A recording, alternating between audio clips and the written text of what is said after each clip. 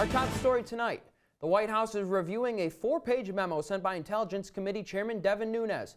However, committee member Adam Schiff alleges that Nunes made material changes to the memo before sending it to the White House. Good evening, I'm Mike Riccardi. And I'm Josh Carney. The FBI believes the memo's release would be dangerous and has warned against the publication by the president.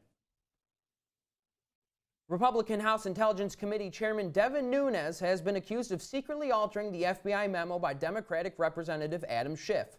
The committee voted along party lines to release the memo on Monday, and now it's up to the White House whether or not to release it on Friday.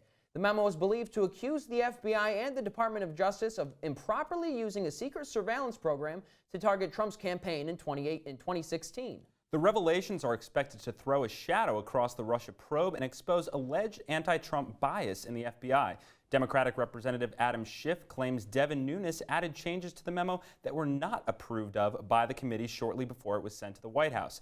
Democrats say the memo's release is a reckless and dangerous move, while Republicans say the memo must be released due to the serious nature of its claims. Now, obviously, Josh, this is a very big deal. Reports are saying the FBI director may step down if this memo is released. But I look at it one of two ways, right? If there's some incriminating evidence in it against the FBI, against the Trump campaign, you would think that President Trump wouldn't be able to help himself and he would release it. Right. And if he keeps it hidden up, I think you have to assume that there's probably not much there. You have to assume that there's not much there, and you have to assume that this is more of a ploy to kind of raise the skepticism as they're about to release it and control another week of headlines heading into another shutdown discussion. So the virtue in kind of releasing it tomorrow or pushing it to next week isn't really there. So it makes you wonder, without knowing anything, what kind of damage could this do? And that's the main concern for politicians across aisles. And not to mention, when we look at the Bob Mueller investigation in the long term, it seems like every couple of weeks when something comes out, you have pundits saying, you know, this could be it, you know, charges are coming soon, this is incriminating evidence, but it always seems like it's always in limbo. This just adds more fuel to the fire. At this point, I think we just have to take, you know, we have to heed that everything is up in the air. We can't make anything of it until all of the information comes out. Absolutely, and I think that's the way the politicians are all looking at it, because there is no swift move to kind of throw this aside or push it forward. The Republicans have their own objectives outlined for next week, and it'll be a fight either way, but adding this fuel to the fire is not kind of the headache that either party needs right now. I mean, honestly, at this point right now, it's even difficult to see where the next few weeks, how they play out. Absolutely, and I know that we'll be keeping an eye on it here. Last week, the Department of Justice sent a letter to 23 self-proclaimed sanctuary cities demanding that they provide evidence that the cities comply with federal immigration laws. Though Syracuse was not one of these cities, Mayor Ben Walsh indicated that same day that he will maintain Syracuse's sanctuary city policies. This would be a continuation from his predecessor, Mayor Stephanie Miner's policies. Here to break down what this really means for Syracuse and sanctuary cities across the country is Talking Points analyst Connor White. Connor, thanks so much for joining us. Thanks for having me. Now, obviously Syracuse was not on that list, but we do consider ourselves a sanctuary city. What specifically does that mean in our case? Well, that's an interesting point of controversy, mainly because nowhere is there a legal definition for what a sanctuary city is. However, what it usually means in practice in terms of the cities that apply it, including Syracuse, is that local law enforcement do not comply with federal orders for illegal immigrants to be detained purely on the basis of them being illegal immigrants. That kind of detention request, it's voluntary as to whether or not they respond to that. So with that being said, what definition would the city of Syracuse more align itself with? Well, that's interesting because what Mayor Ben Walsh said, he had very specific words when it came to this situation. What he said was essentially along the lines of, local law, the police department would not support the efforts of ICE to enforce non-criminal immigration matters. That isn't changing under this administration. That's important because he didn't actually use the word sanctuary city. Although he basically laid out the definition, some feel that he's not being strong enough not using that actual word. Well, for an independent mayor, I think this is a strong sign that he will reach over to the Democratic aisle. Connor, thanks so much for joining us. Tension at the Gaza-Israeli border grew this weekend as Palestinian protesters clashed with Israeli soldiers. For more on the conflict and why the protests are important, we go to Talking Points analyst Jack Watson. Thanks, Josh. Protests started last Friday at the Gaza-Israeli border, leading to several deaths and a spike in strained relations between the already tense factions. Israeli soldiers reportedly opened fire on a crowd of thousands of protesters last Friday, leading to several reports of up to 21 people dead as of today and hundreds more wounded since. Israeli denies any wrongdoing in the incident, saying that the soldiers fired against protesters that are trying to, quote, sabotage the country's border fence. Israeli officials also allege that at least 10 of the people killed were, quote, terrorists linked to Hamas. Today, reports indicate that an Israeli airstrike killed a Palestinian man. Another Palestinian who was protesting at the border last week reportedly died of his wounds.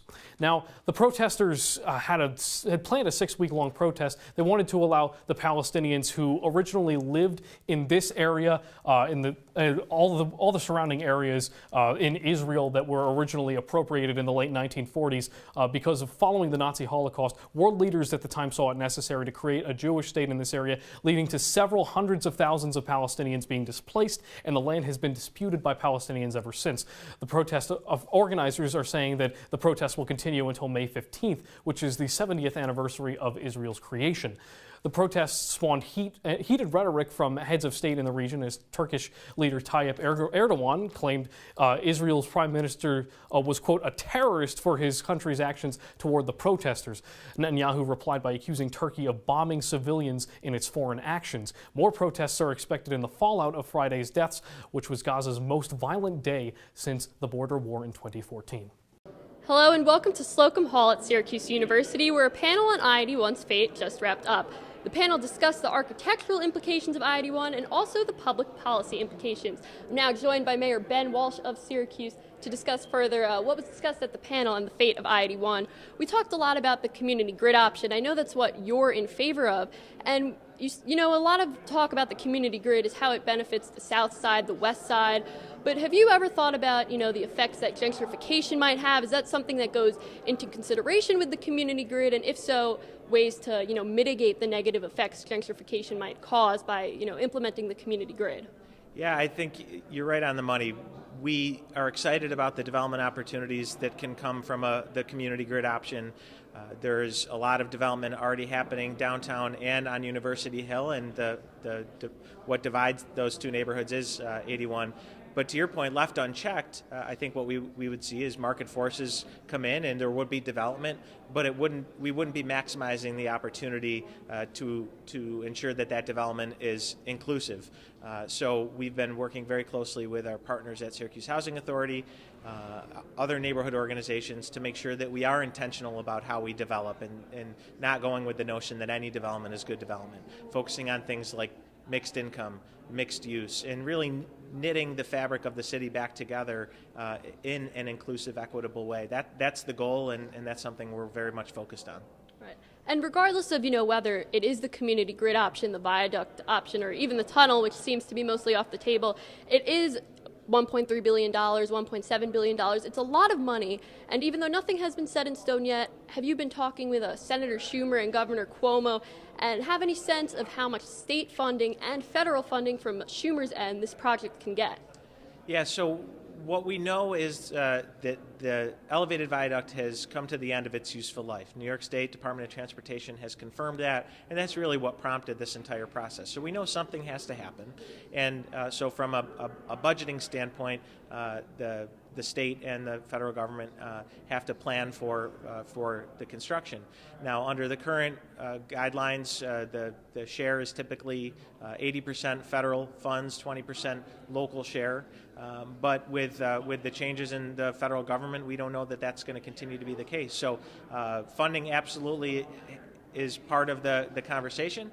I have expressed my strong support for the community grid option to Senator Schumer, Senator Gillibrand, and on the state level, Governor Cuomo and our state representatives, because ultimately we are going to need them to fund whatever the solution is. But I do point out when we have those conversations that the community grid option is the lowest cost option, in addition to being what I believe to be the best option, not just for the city, but for the entire region. Mm-hmm. And something that was emphasized at the panel a lot was that something has to happen, right, regardless of what it is. And, you know, the Department of Transit, they started this planning in 2005.